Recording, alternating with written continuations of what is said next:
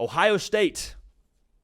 What's going on in the quarterback battle out there? We'll unpack it right now, but first things first, make sure you are subscribed right here to the On3 YouTube channel. College football, nothing but college football year-round. If you're an Ohio State fan, whenever they announce starting quarterback for you, we will have a take for you. We'll have a reaction for you. Want y'all a part of this, make sure you are subscribed. I believe Ryan Day at his press conference yesterday compared this quarterback battle to Joe Burrow and Dwayne Haskins, the quarterback battle he was a part of. Pretty good company between Julian, Sayin, and Lincoln Kienholz being compared to that battle. Julian, Sayin has looked the best over the last week, is what I've been told. Julian, Sayin, it is expected will end up winning this job. Now, with that being said, this battle is in no way, shape, or form over. Lincoln Kienholz is making a case. Lincoln Kienholz, I've told you, I think deserves a role regardless if he wins the job or not. But just want to pound the table here. It is not over. It is not over. Lincoln Kienholz is making this a battle. This is going to continue to run its course. Outside of the quarterback battle, though, on the offensive side, you don't really ask about the receivers when you talk to people close to Ohio State because that would just be a waste of time and everyone's energy. I was encouraged by what I heard around the run game pieces. Like the offensive line, person I talked to said they, quote, love this offensive line, which is interesting because it's kind of an inverse of what you were dealing with mid-year last year. Kind of musical chairs based on injuries and guys having to play out of position, and you're trying to piece it together on the offensive side. They think they're in a real good spot this upcoming season.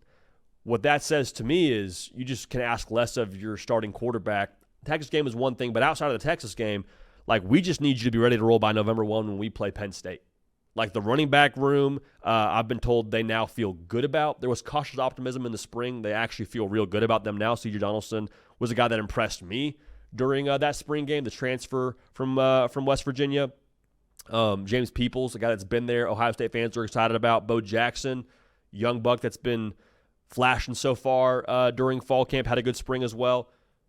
Again, just be the training wheels for us after the Texas game. Just be the support system for the offense because Julian Sayin, I think, is going to be real good. I think he's going to be the starter and be real good for you. But like if he has a first-year starter kind of day to be able to turn around and hand it to any one of those three I just mentioned and lean on the offensive line, I mean, it is I think, non-negotiable now in college football when it comes to winning at the highest level, which Ohio State expects to do. A couple more notes here. The tight end room, just a lot of names like Jelani Thurman you're excited about. Guy who's been there for a little bit, super talented, big body, good athlete. Max Clare, one of the best tight ends last year in the Big Ten, transferring in from Purdue. You saw him flash in the spring game. I'm curious to see how creative Brian Hartline chooses to get in personnel groupings because you have to think if you're taking a receiver off the field by going 12 personnel, I don't know how often I really want to do that from Ohio State, but if you can do that because you feel so good about your tight end room, more power to you. And at that point, I mean, you're scoring a lot of points anyway. Defensively, they think the edges are going to be just dogs for them, like Larry Johnson, one of the best D-line coaches in the country. No surprise there. Bo Atkinson transferring in from North Carolina, kind of a more low-key addition by Ohio State, I think, via the portal. They think he's going to be a dude now. They feel real good about him and what he brings to the table. And then C.J. Hicks also moving to edge defender full-time in this defense. They think they're in a really good spot there. One more name to keep track of, Riley Pettijohn is a true freshman linebacker that got there in the spring. He's going to have a role. He was a top 2 linebacker in his cycle.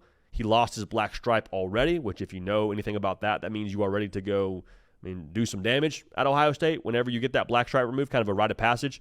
They're excited about him, whether it's on special teams, whether it's in a depth role. He will have a role in 2025.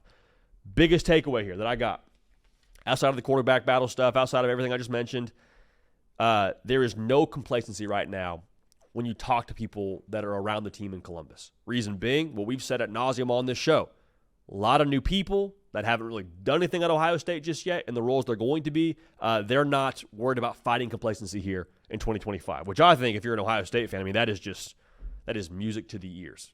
Brian Hartline trying to prove himself as a play caller, I'm sure.